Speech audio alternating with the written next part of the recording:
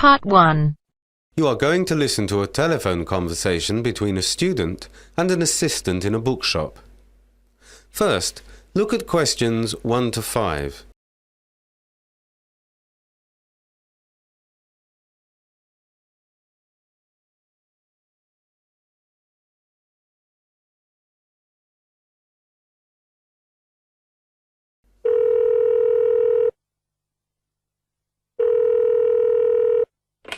University Bookshop, Bridge Street.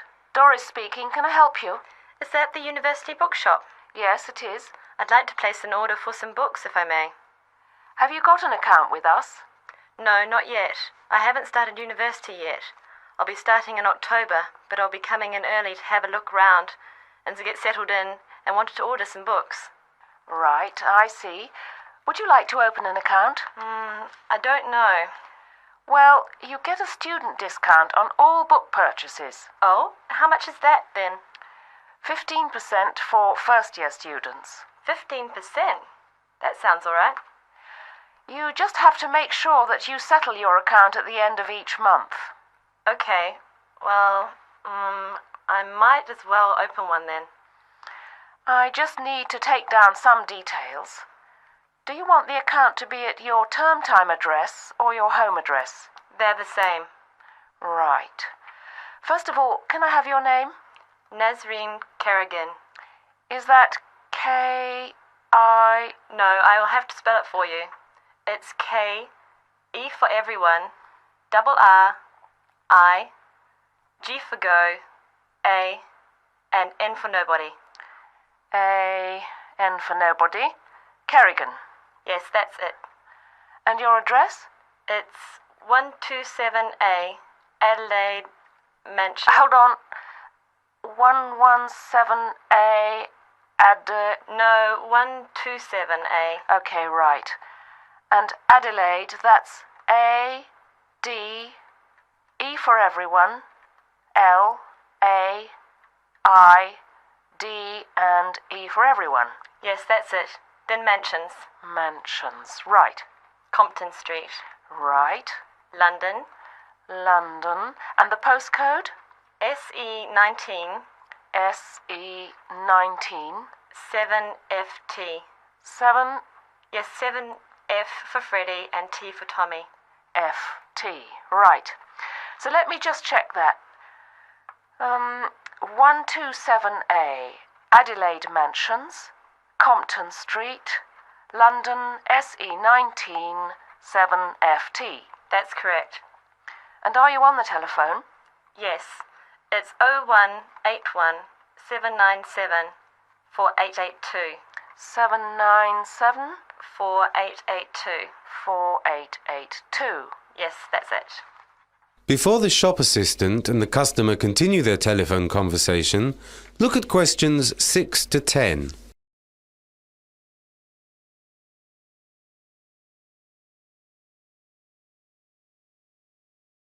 Right, that's that out of the way. And which books would you like to order? Well, I just want 4 books to start off with. Have you got Physics in the Age of Technology by Adriana Stern? Physics in the Age of... It's out of stock, I'm afraid. Oh, okay. Would you like me to order it for you? No. What about, Mathematics and Physics by Professor I. Lovett? Experimental... Just wait. Mathematics in Physics by Professor I. Lovett. Let's just check that. Right, here we are. Yes, we've got it in stock. It's £27.95. £27.95 with a discount. I'm afraid, yes. The next one? Experimental Physics by Simon Blair and Violet Boyd. Experimental Physics by Simon Blair and Violet Boyd. Okay, let's see. That's £29.50. Okay. And Physics for the First Year Student by A. Lasker. Physics for the first year student. That's £25. Okay. I'll stick with these 3 for the moment. Right. Would you like to have the books posted to you? No, it's okay. I'll come in one day this week and pick them up. Right. When you come in, can you bring 2 forms of identification? Okay, like what? A credit card, a driving license, a cheque card, and... Oh, okay. And your letter confirming admission to the university. Yeah, okay. What time do you close? We're open until 6 p.m. every day except Thursday, when we close at 7:30. And you're on which floor? The physics department is in the basement. The books will be kept here, and as you're paying by account, we'll post the bill to you. Thanks. Bye. Bye-bye. That is the end of part 1. You now have half a minute to check your answers.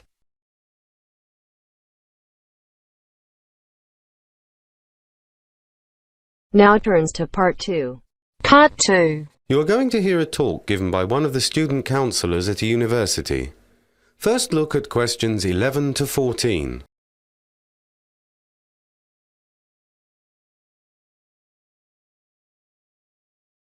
Good morning. My name is Dave Eastman and I'm one of the 5 student counsellors in the university. And I'm here today to introduce myself to you briefly and to say just a few words about the Student Welfare Service. But before I begin, I'd like to thank your faculty head, Professor Anwar, for inviting me here to talk to you. At the end, I'll throw questions open to the floor. The service we offer is available on all 6 sites of the university campus. The 3 main sites have a counsellor available weekdays Monday to Thursday between 9:30 a.m. and 4 p.m. On this site, the office is situated in the Queen's Building on the 1st floor. I understand that all of you are based on this site, so I won't go into details about the others. Before the talk continues, look at questions 15 to 20.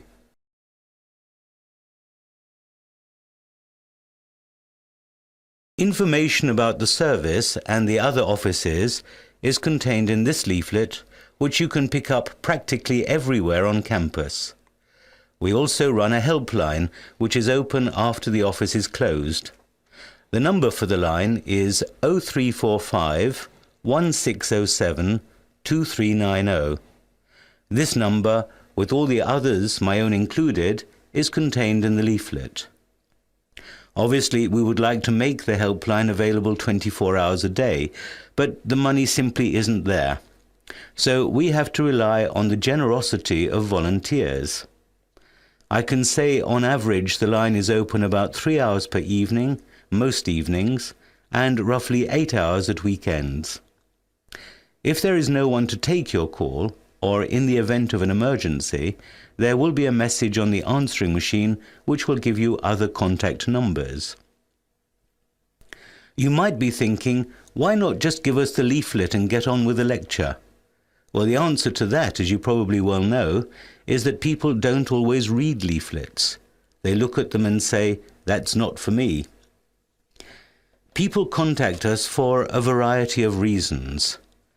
They may come to see us if they feel isolated, because it's the first time many have been away from home, or they may have personal relationship problems or money problems.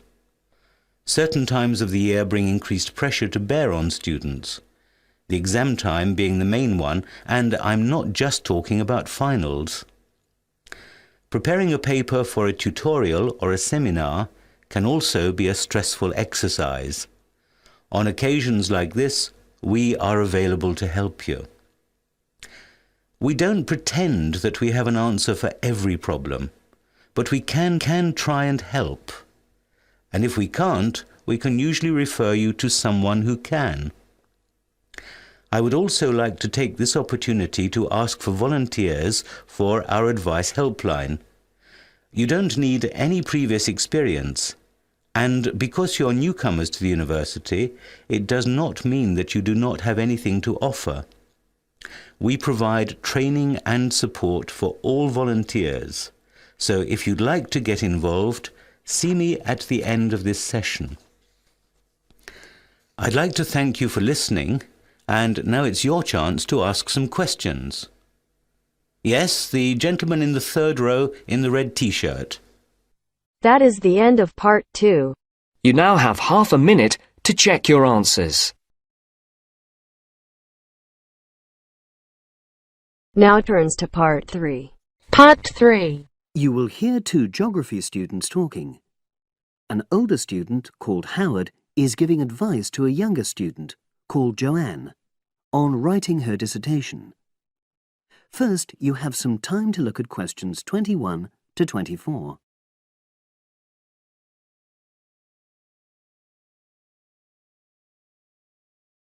Hi, Howard. I haven't seen you for a while. Hi, Joanne. Yeah, they're keeping us really busy on the postgraduate programme. But how are you? You'll be starting your dissertation soon, won't you? Yeah, tutorials start next week. I've got Dr. Peterson. You'll remember it all from last year, of course. It's not something you forget easily. Oh. But seriously, although I didn't expect to enjoy writing my dissertation, and in fact I didn't really find it much fun, I wouldn't have missed the experience. I found it really improved my understanding of the whole degree programme, you know, from the first year on. Right. So, what are you doing yours on? Glaciated landscapes. Although I haven't decided exactly what aspect yet. I did mine on climate systems, so I can't help you much, I'm afraid. But you'll be fine once you start your tutorials. Dr. Peterson will help you focus. I know, and he'll set me deadlines for the different stages, which is what I need. My concern is that I've got tons of material on the topic, and I won't be able to stick to the word limit, you know. I remember I had different concerns when I was doing my dissertation. Last year. Yeah, before my first tutorial, I did a lot of fairly general reading because I hadn't fixed on my topic at that stage. I actually enjoyed that quite a lot and really improved my reading speed, you know, so I was getting through a lot of material. I was frightened I wouldn't remember it all, though, so I got into the habit of making very detailed notes. So, did you find your tutor helpful in getting you started? Yeah, we certainly had some interesting discussions, but it's funny, I saw a brilliant programme about climate change, and it was that really fired me up. It was talking about some recent research which seemed to contradict some of the articles I'd been reading. Now you have some time to look at questions 25 to 30.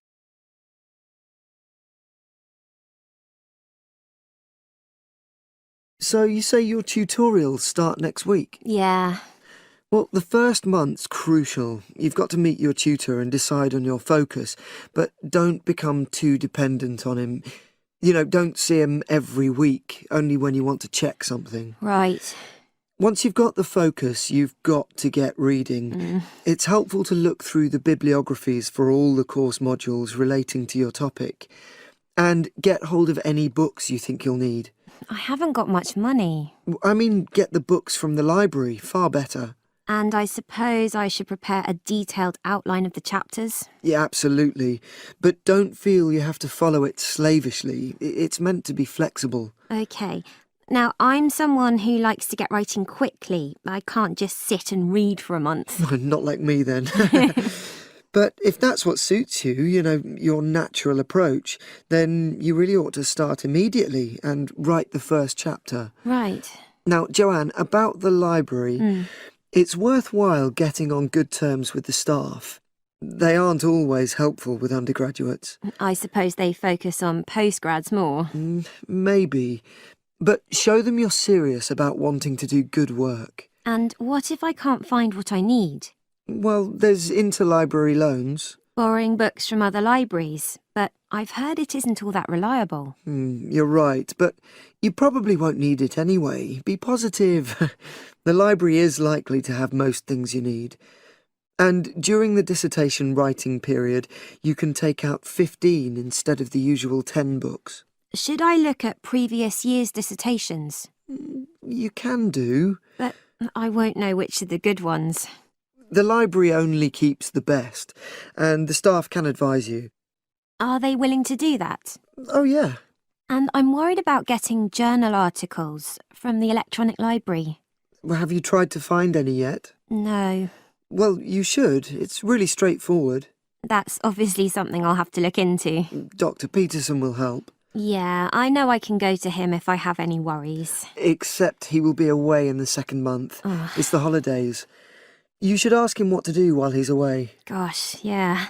But I suppose I can get a lot of support from course mates. I know a couple of people who are thinking of doing the same topic as me. Take care. Collaboration can become dependency. I think you'd better see how that works out, what the people are like. You're probably right.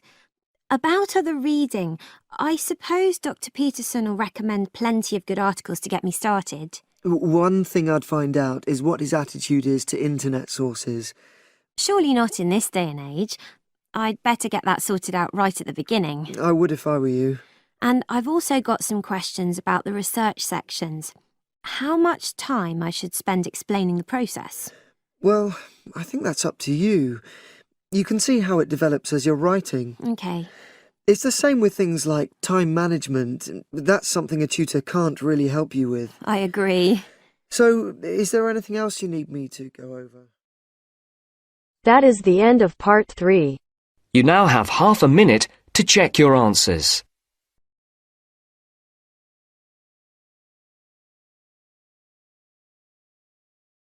Now turns to part 4. Part 4. You will hear a psychology undergraduate describing the research she is currently doing on expertise in creative writing. First, you have some time to look at questions 31 to 40.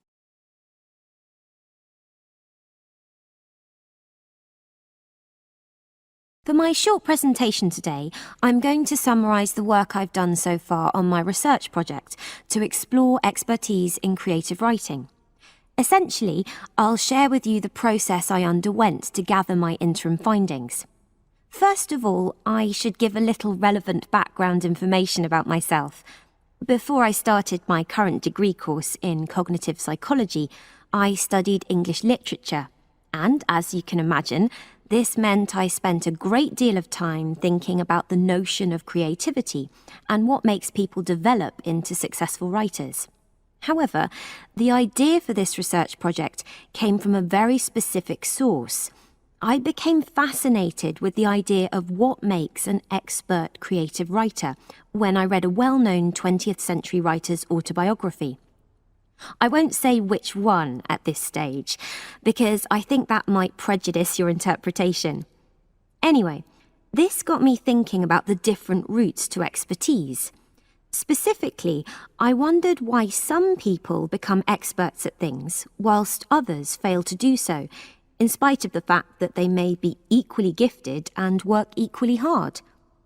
I started to read about how other researchers had explored similar questions in other fields.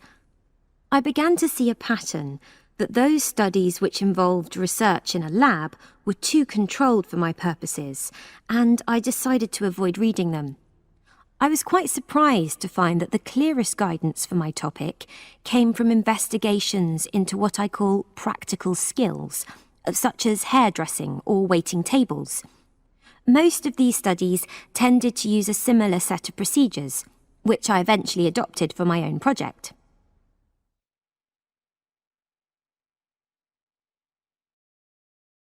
I'll now explain what these procedures were.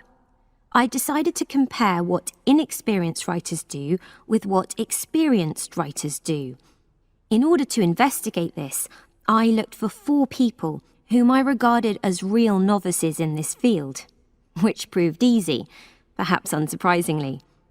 It proved much harder to locate people with suitably extensive experience who were willing to take part in my study. I asked the first 4 to do a set writing task and, as they wrote, to talk into a tape recorder, a technique known as think aloud. This was in order to get experimental data. Whilst they were doing this, a research assistant recorded them using video. I thought it might be helpful for me in my transcriptions later on. I then asked 4 experienced writers to do exactly the same task.